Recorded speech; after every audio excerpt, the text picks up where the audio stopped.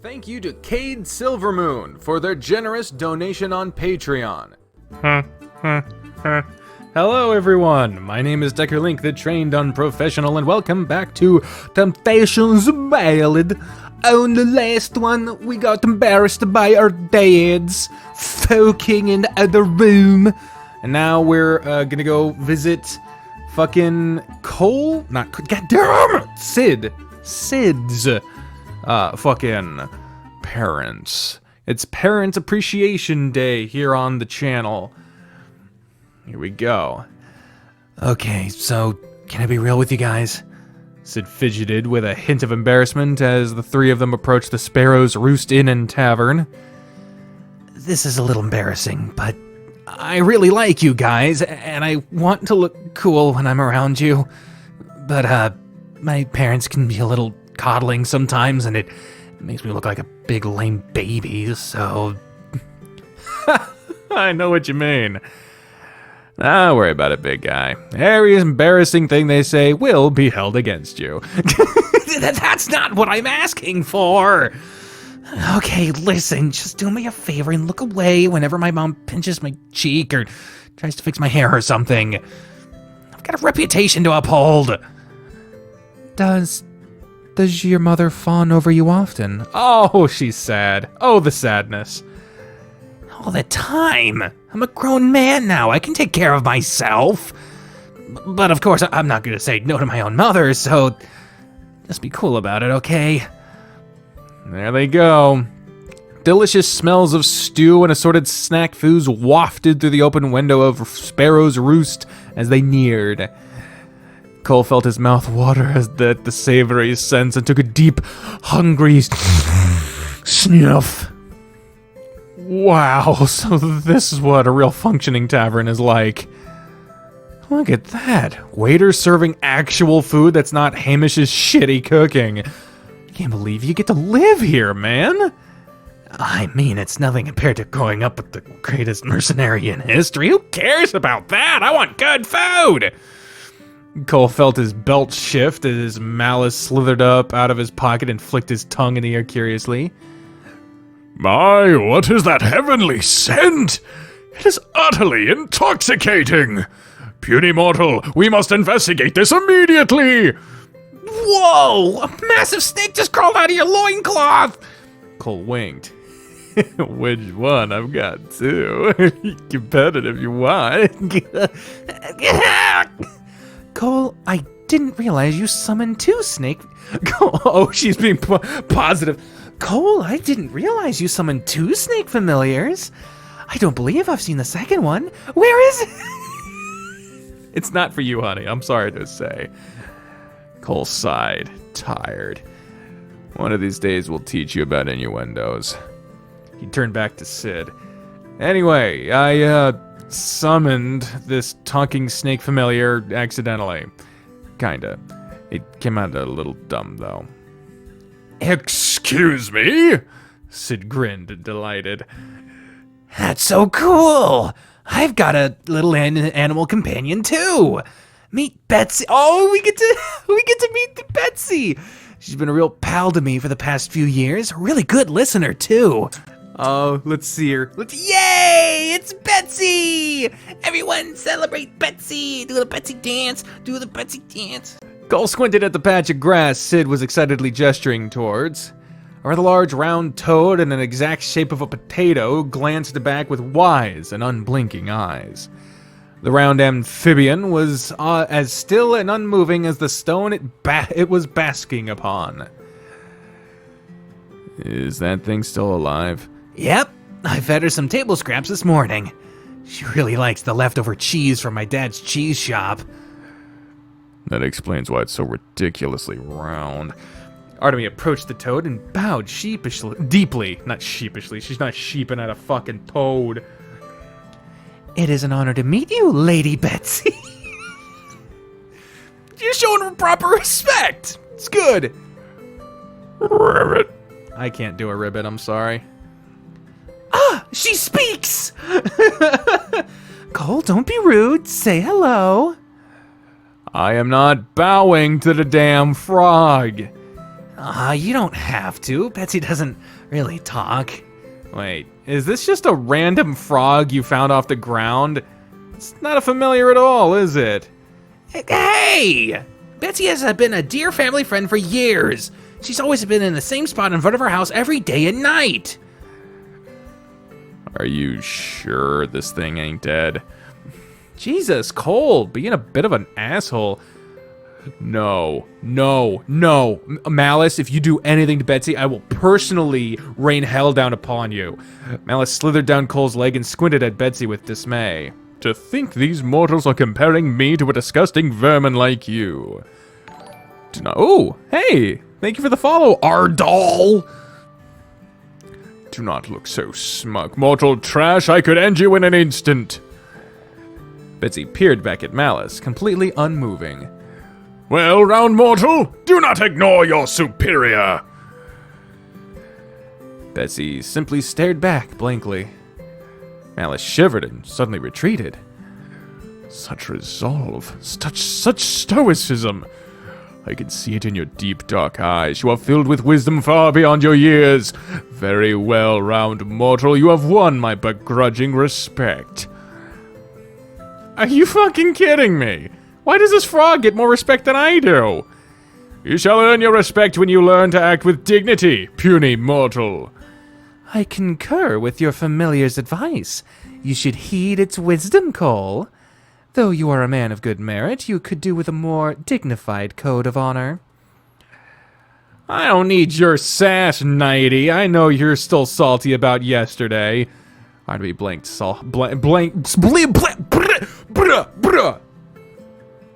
blankly. Thank you. I don't believe I consume an excessive amount of salt in my diet. Should I be worried? Cole sighed and rubbed his temples. He was suddenly hit with the realization that he was surrounded by a group of lame nitwits. How did his life come to this? With a grumble, Cole yanked Malice back into his pocket before dragging everyone through the tavern door. Alrighty, enough with the animal show and tell. Didn't you say there would be free food? Oh boy, he is salty. Look at this tavern. This tavern is 3D. Give it a look. It's kind of disappointing. Upon closer inspection, Sparrow's Roost Tavern was almost the exact opposite of the Bonebreakers Guild in almost every tavernish way. The place was clean and well lit, with polite waiters bustling about, serving relaxed customers. Mouth-watering food and drink were steaming from every table. The complete lack of drunken shouting almost felt like whiplash. Sid glanced between his companions with nervous anticipation. Welcome to my home. My family lives on the second floor here. It's not much compared to the Bonebreaker Guild and the Grand Cathedral, but it's cozy enough. You kidding me? This place is perfect. The floors are clean and I can actually hear myself talk without shouting. I should come visit more often. This place might be a bit too family friend for me. Really? You think so? I never thought too much of it. Sid felt Artemy shuffle behind him nervously. The young knight was peering about her surroundings like a concerned animal. Is Mrs. Shrikewood here? I do hope to make a good first impression. Oof! As Artemy anxiously shuffled about, her elbow knocked a vase. No! Off a nearby table. No! The sharp sound of shattering glass cut through the quiet tavern like a knife. Dozens of workers and patrons glanced up in her direction. Artemy felt her entire body freeze up. She stared back stiffly like a frozen deer. I'm sorry, I wasn't paying attention. Oh, this is one of the parents. Oh, Sid, you're here already. Who is it? Why didn't you say something? Who is it? Is it the mom? Is it the dad? It's the both of them. Okay, here we go. Here we go. It's parent time. A pair of small birds hurriedly fluttered down the stairs and greeted them with giddy laughter. Artemy and Cole stared blankly. They had expected to meet a pair of tall, hulking badgers like Sid. This was certainly a surprise. Hello, it's wonderful to finally meet you two. Welcome to our humble little tavern. Sid has told us all about you. The old man beamed at Artemy and Cole with uncontained joy. By the Creator, it's true. Real non-fraud friends. The two parents exchanged triumphant high fives behind their backs. Oh, and where are our manners? I'm Ilya. This is my husband, Rennett. Artemy stiffened before bowing deeply. Greetings. I am Artemy Joanna. Joanna or Joanna? I'm gonna go with Joanna. There we go. That's a good one. Gautier. Pleasure to make your acquaintance. Ilya and Rennett simultaneously let out a spittin' "Oh." What a polite young lady. A real-life holy night under our roof. What a delight. Look at that shiny sword and armor. Oh, this is wonderful. Artemy felt her face flush. Oh, and then Sid just fucking bounced right in front of her. That's cool. She awkwardly shuffled behind Sid with a timid bow. She went behind him, I see. Sid offered her an embarrassed smile and shrugged. Sorry, my parents can be a little smothering sometimes. They mean well, though. Artemy gave a small nod. I understand. I was just taken by surprise, that's all. Meanwhile, Ilya had moved on to pinching Cole's cheeks, which pair, like he was a child. You must be the son of the legendary mercenary that Sid's were always prattling about. My, you're as cute as a button. Hey, hands off! I take it that you're the leader of this little adventuring party. Thank you so much for taking care of our little Sid. It's good to know he's in capable hands. Mom! Sid's face was... He fucking shoved him back there, too. Come visit. I'll push you up against a wall. Wait, that's a different... I just need to move on from that. Sid's face was a deep pink as he pried Cole out of his mother's pinchy clutches. You're embarrassing me. Act cool. Didn't you say we're gonna make snacks for everyone and stuff? Oh, how could I forget? Ilya's been fussing over food prep all morning. You're all in for a treat. Come on, join us upstairs. The two birds beckoned them eagerly. Artemy cleared her throat and raised her hand with a hint of guilt. Before we go, She gestured down toward the pile of broken ceramic on the floor. I accidentally knocked over your vase on my way in. My deepest apologies. I understand if you no longer wish for me to join your gathering. Ilya let out an amused chuckle. Oh my goodness, what a sweetie pie! Don't even worry about it. I deal with worse from my regulars. She flicked a feathered hand toward the broken pieces, sparks of magic shimmering from her fingertips. Mending, mending, that's the sound of mending. A gentle glow filled the ceramic shards. They suddenly shuddered and began puzzling themselves back together. Cole watched in amazement. Well, it looks like he's pissed. With another flash of light, the cracks of ceramic sealed themselves. The surface of the vase shimmered with a polished sheen as good as new. Whoa, that's amazing! Oh, it's nothing much, really. Just some basic bardic magic. Ilya peered closer at Cole. Her smile widened. And if my senses are not deceiving me, I believe I see a fellow bard within you. It depends on the night. A wave of panic suddenly hit Cole. What? What are you talking about? I don't know any magic. Blah. Behind him, Sid was frantically making the time-out gesture at his mother. Ilya was taken aback for a moment before smiling. Oh, I see. Your secret is safe with me. I don't know what your reasons are for hiding your gifts, but let me assure you that you should be proud of your bardic abilities. It is an elusive and cunning class of magic. Cole cleared his throat loudly. What? Wow, Mrs. Shrikewood, did you used to be a bard? The magical kind, I mean. Why, yes. I used to get into all sorts of trouble in my younger days as a traveling bard. If you'd like, I could teach you some of the tricks I know. Excitement fluttered at his chest even as Cole attempted to swallow it back down. That would be great! I mean, if I were a magical bard, that would be really cool. But I'm not, so, yeah. Rennett suddenly clapped his hands and gestured towards the stairs. There's enough standing around. The food's gonna get cold. Let's hurry up and eat. Aw, so supportive, these parents. Yeah, oh, he's having the time of his fucking life, I bet. Cole's mouth watered as he shoveled another helping of cheesy potatoes into his hungry maw. God, I want food right now! But I can't! I'm an addict and I need to fucking stop with that shit. His taste buds were singing and his entire being was on the verge of tears from sheer ecstasy. This is the most delicious thing I've ever tasted. He wiped the tears from his eyes and continued wolfing down his food. Ilia chuckled as she added another plate of hot sandwiches to the table. My, what a flatterer! Eat as much as you like, my dear. There's plenty more. I usually cook a lot to feed the big guy over here. This big guy, sorry. Mom! Sid flushed and scratched his head. I mean, Mom's cooking is good, but surely it's not as mind-blowing as you're making it out to be. Come on, man. You didn't grow up with Hamish's dirty cooking. This is heavenly. You don't even know how good you've got it, do you? The other mercenaries don't cook? Cole stuffed half a sandwich down his throat and shrugged. They just throw things into the oven and hope for the best.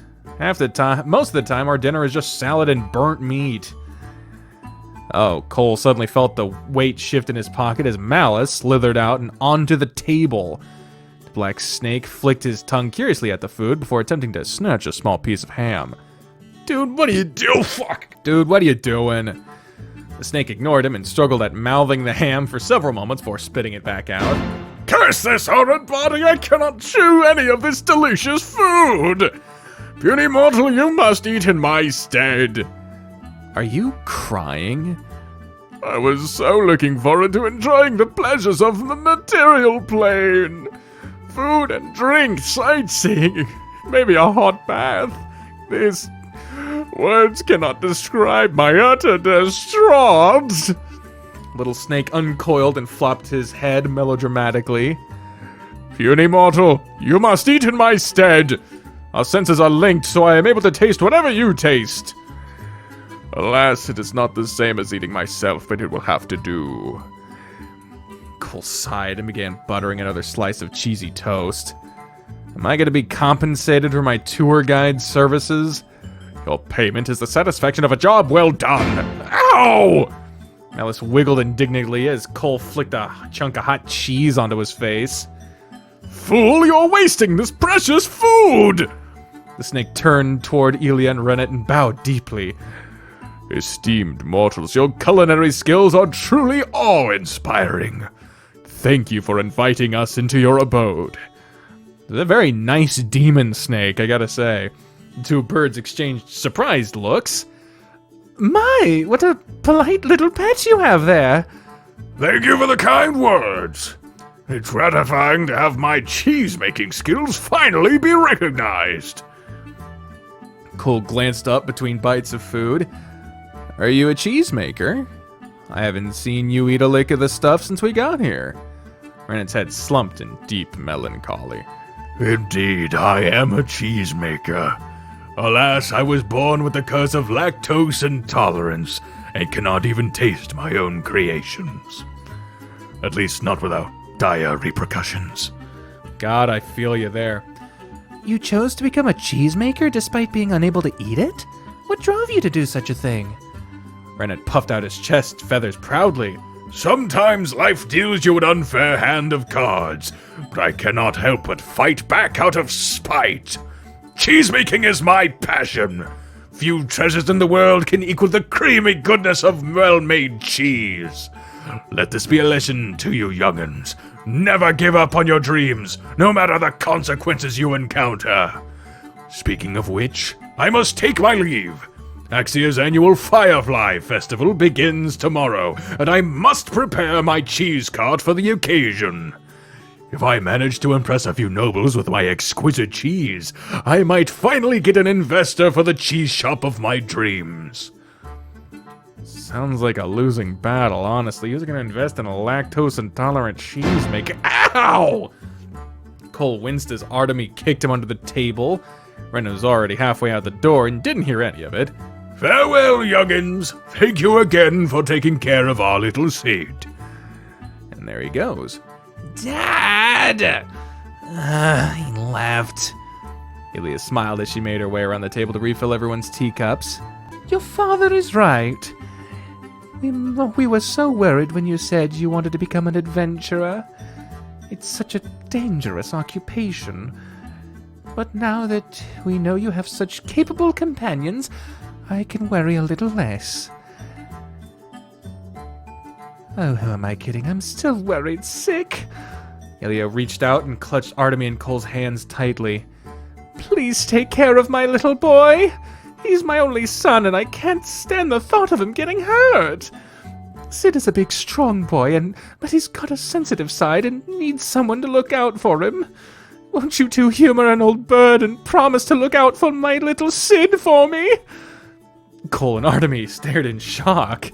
Ilya's eyes were furrowed in a deep, pleading anxiety. Artemy's chest lurched painfully with an ugly feeling, but she swallowed it back down. Mom! Don't do this in front of my new friends! Very well! Lady Ilya, your compassion and concern for your son is truly inspiring. I pledge to support and protect Sid to the best of my ability.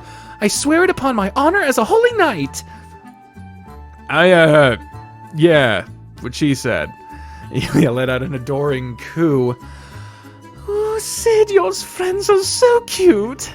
Sid buried his face in his bowl of porridge and oh, there he goes. He's going. Oh, he's going. Oh, he's going. He's going. Oh, he's going. And he's still going. Going still. And almost. Little more. Oh, okay, he stopped. Any dignity of coolness I hope to have in this adventuring party is dead. Aw, don't sweat it, little baby City. You're safe with us. Sid tried to sob, but choked as he accidentally inhaled a lungful of porridge. Oh, that's funny. As the party cheerfully continued wolfing down their food, Ilya made certain to speak to each of them privately. Now, who should she talk to first? Let's go with Sid. Let's talk with Sid. We're gonna have a mother-son fucking moment today. Sid, dear. Yeah, Mom? Ilya smiled gently as she pulled Sid aside. Dear, I just wanted to tell you that I'm very proud of your decision to become an adventurer. I'd like to apologize if I'd been too discouraging before. I'm just very worried about you. But now that I know that you're in capable hands, I can worry a little less. Slightly less. Oh, who am I kidding? I'm still worried about out of my mind, but you must keep doing what makes you feel happy. Ah, thanks, Mom. You really don't need to fuss so much, though. I mean, I've got the Creator's Chosen and the son of the world's greatest mercenary on my team. I'm pretty sure I'll be fine. You're right. I just can't help but worry, you know. I am your mother, after all. But yes, you've done a good job in choosing your companions. Ilya's worried frown suddenly melted into a teasing smile. By the way, you're still very young. Why not? Oh my God, Mom, please don't give me the grandchildren talk now. Of course not. Whether or not you have children is solely your decision. But I'm just saying you should take advantage of your youth while you've got it. Your new companions seem like good stock. Get out there, go on some dates, and experience some new things. Mom, don't make this weird. We just met yesterday. Plus, Artemy's a knight of the church. I'm pretty sure she's got an oath of celibacy or something. Well, what about Cole? He seems like a charming young man. What? No, I would never be into Cole. I'm not gay. Ilya squinted doubtfully. Wow. Mom's really fucking going out of her way to fucking out Sid here. A little uncomfortable, but it's a mother. You spent your entire childhood prattling on about that really buff and attractive mercenary man. That doesn't count. Really? Oh, there's a lack of space there. You spend an awful amount of time fantasizing about that man's chest muscles, though. I'm serious, Mom. I'm 100 RenP exports tag quoting dict object at 0 times 0 3D 25 3DO. Sure, I'm not gay. That'd be really weird. Yeah, say it louder. I'm sure you'll convince someone eventually. Again, I do not understand what is preventing you from being happy. Shut it, Artie. Let them talk. Ilya's brow furrowed with concern. Why are you getting so worked up about this? Sid, I hope your father and I never give you the impression that we disapproved. You're free to love whomever you choose. Really? I always thought... Sid, when did this come about? If there's something bothering you, please let me know. Well, Sid fidgeted uncomfortably. Do you remember that prestigious academy that you sent me to when I was younger? You know, the one where you and Dad spent all your savings to pay for the tuition. And I ended up sucking really bad, and the school picked me out. A deathly glare washed across Ilya's face. Ah, yes. Those teachers had all had the gall to claim you lacked any intellectual merit. The nerve! I ought to go back and give them a piece of my mind. No, this isn't about the teachers. Sid scratched his head awkwardly. During my time there, the other students kind of picked on me a lot. Specifically for crushing on the guys there. Not that I actually did, of course. I guess I just gave off that impression. A heartbroken look fell across Ilya's face as she clutched her chest.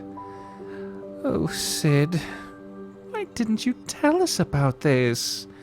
Well, I mean, I completely wasted you and your Dad's life savings getting expelled, and I didn't want to disappoint you guys even more. Ilya smiled and rested a warm hand on her son's shoulder. Dear, you are never a disappointment. Please, whatever you choose to do, you have my full support, be it in matters of career or love. If you like this cold fellow, go for it. Though you might want to keep on your toes. Bards tend to be prickly where you least expect it. You mean physically prickly or... Oh no, it's a metaphor, dear. Although I once knew this bard who cast polymorph incorrectly and... Oh, never mind, that's highly inappropriate. Ilya cleared her throat loudly. Now then, let us focus on a far more important topic. Ilya smiled as she casually reached for a bottle on the kitchen table. Holy fuck. What the fuck? What in the fuck? What in the fuck did I say? Glass showered across the room as an utterly feral rage took over her. Who had you? These classmates of yours, I want names and addresses! Mom, please, you can't pick a fight with these people. Oh, don't you worry about old Ma. I've killed a man or two back in my day. What? Please calm down. It was just some light bullying, which is why we can't let them off the hook. What kind of message does that send? Bullying is okay so long as you don't get caught. I ain't having it.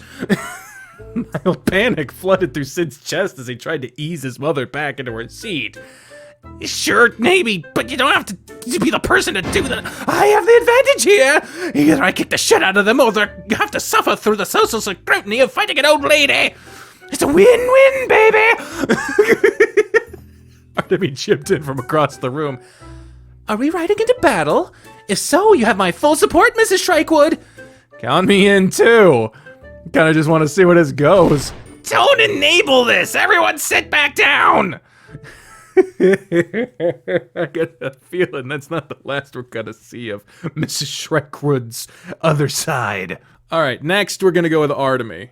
I like this idea here. Artemy blinked and sat up straight as Ilya approached her with a smile.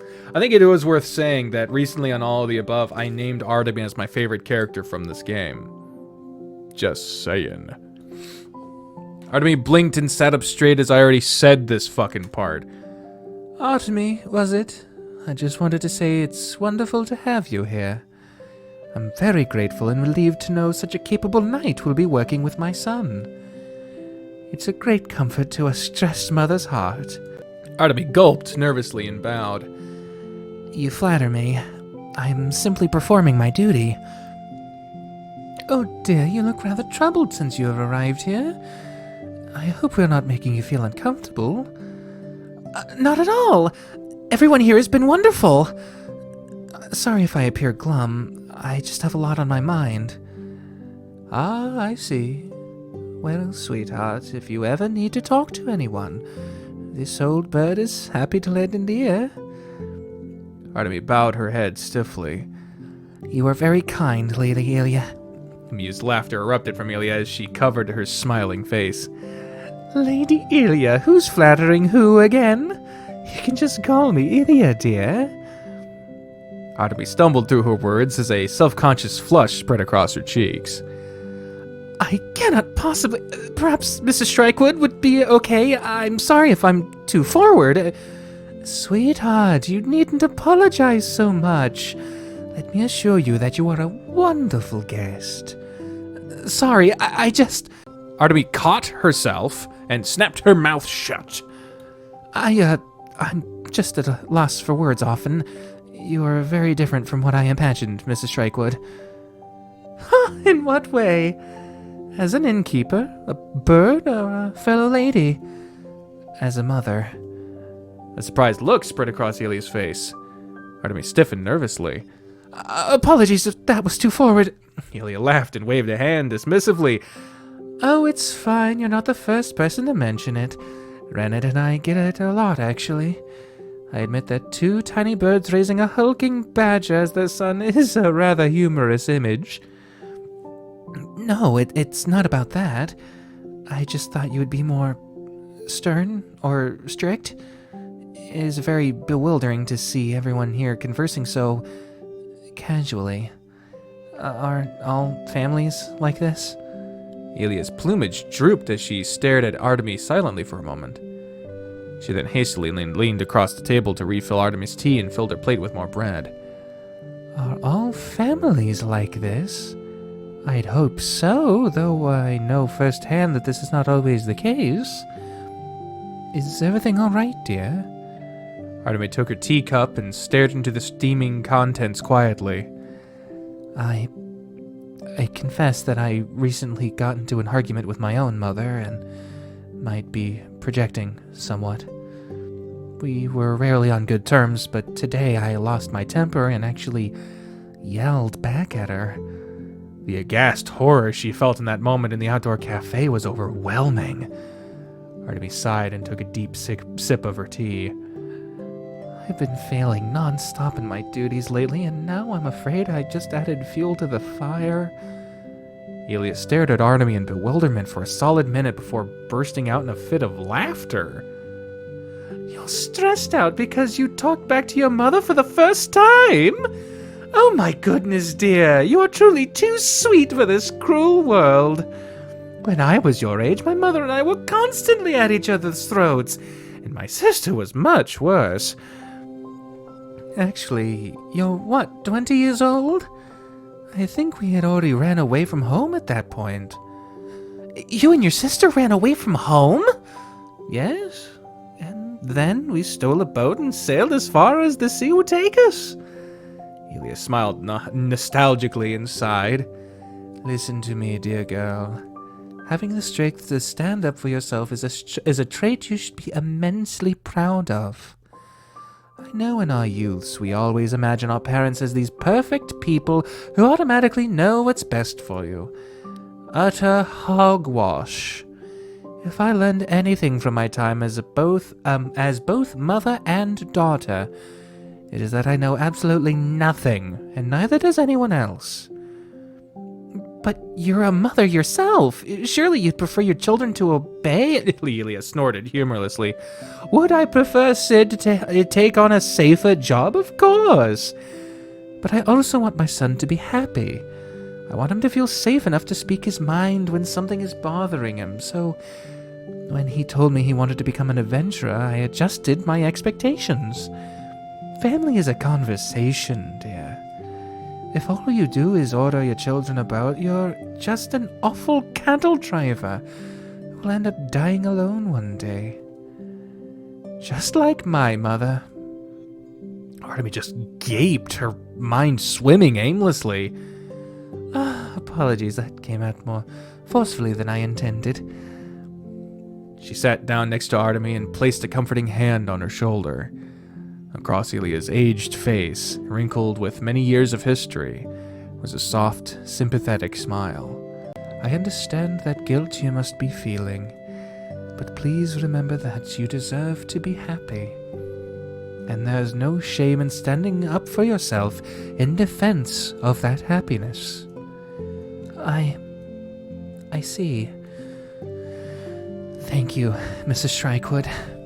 You've given me much to think about. Artemy cleared her throat. Her ears drooped timidly as she smiled up at Ilya. Say, apologies if I'm being too forward yet again, but would it be alright if I came by the Sparrow's Roost again in the future? Your wise words are quite comforting. Ilya laughed kindly. Of course. Any friend of Sid is welcome under my roof. I look forward to speaking with you again, dear. So sweet! I have a feeling Cole's is not gonna go nearly as well. So, here we go. Oh, God. So, bardic magic. How exactly does it work? Ilya had ushered Cole aside to a table lined with several glass bottles. The old bird's eyes beamed with enthusiasm. She was clearly thrilled to pass on her magical skills to a youngster. Cole couldn't help but smile reluctantly. A chance to be openly excited about magic. It was a nice feeling. See here, Cole. Bards are a peculiar class of magic users. We are not as flashy as those fireball-shooting wizards, nor are we as supportive as clerics with their healing spells. Our greatest strength is with our cunning minds and subtle misdirection. Ilya clapped her hands together with a sly grin. Young man, I'm about to teach you the most useful spell in a bard's arsenal. Mage Hand. The power of the Mage Hand! Cole squinted, unimpressed. Isn't that just a weak cantrip that moves stuff around? Indeed. Yet with a bit of creativity, this spell can easily save lives and turn battles. It's also very useful for cleaning up the kitchen or for other chores. The possibilities are endless. Ilya's voice suddenly dipped dangerously low. Many years ago, I spotted a gang of neighborhood hooligans bullying my young son. He was just a wee child back then. With the power of Mage Hand, I invisibly bitch-slapped those suckers from 30 feet away. Repeatedly. Run as they might, those hooligans never escaped my grasp. And thus the legend of the bitch-slapping ghost persists among the Market District children to this day. You beat up a bunch of kids? Listen, dearie. You don't fuck with my son. I am fully prepared to throw hands with a child if I must.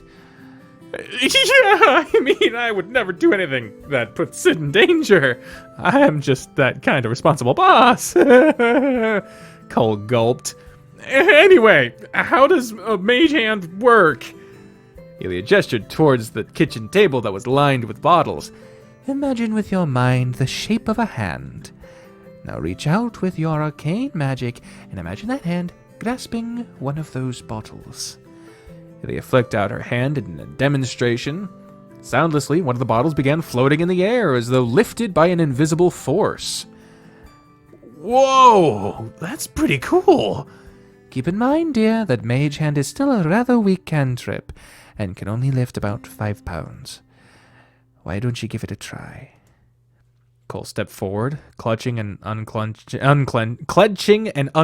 his hands self-consciously. Okay, just reach out with my mind, right? I got this. Cole raised an open palm and furrowed his brows.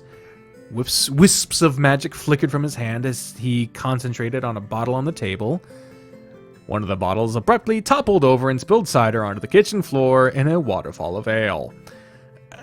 I did it! Kinda. Ugh, sorry about the mess, Mrs. Shrikewood. Excellent job for your first attempt, dearie. Don't even worry about it. Just keep practicing and you'll get the hang of it in no time. Ilia magically vanished and cleaned the spill with a dismissive wave of her hand. Cole watched her casual spellcasting with fascination. Whoa, that's so cool. Sure wish we could magically clean stuff back home. This would be so useful at the bar. And the supply closets. Ooh, don't talk about that in front of Mrs. Shrikewood. I'm sure I could teach you that as well, young man. Cleaning objects is one of the functions of prestidigitation. No, it's not that. It's just my papa's got a pretty traditional mindset about magic. He's always going on about how magic is for the weak and all that good jazz. So jazz exists in this world. I can't wait to hear Cole fucking bust out some some fucking Nat King Cole or some fucking... That'd be awesome. Oh, God. I took a whole class on jazz. Like, jazz class. Not how to play it. Just jazz history. I had to take that class in order to graduate. And I got pretty fucking cool, actually. Ilia raised her brow with a hint of amusement. Well, that's utter hogwash. Magic is a part of you that must be trained and mastered, just like those muscles your father is so proud of. You owe it to yourself to nurture your strength, dear. Would you like me to give your father a firm talk? I can be quite persuasive. Coloma snorted out a laugh before disguising it as a cough. You? Against my papa? He eyed the tiny woman doubtfully. Ilia laughed and puffed up her feathers proudly. Oh, don't you worry about me, lad. I'm not afraid of a few buff men. I deal with worse every night within this very tavern. I'll, give it some thought. Thanks, Mrs. Shrikewood. Would you mind if I, drop by occasionally for more magic lessons? Friends of my little Sid are always welcome here. Oh, I can't wait to teach you all the tricks I've learned in my youth. We bards ought to stick together.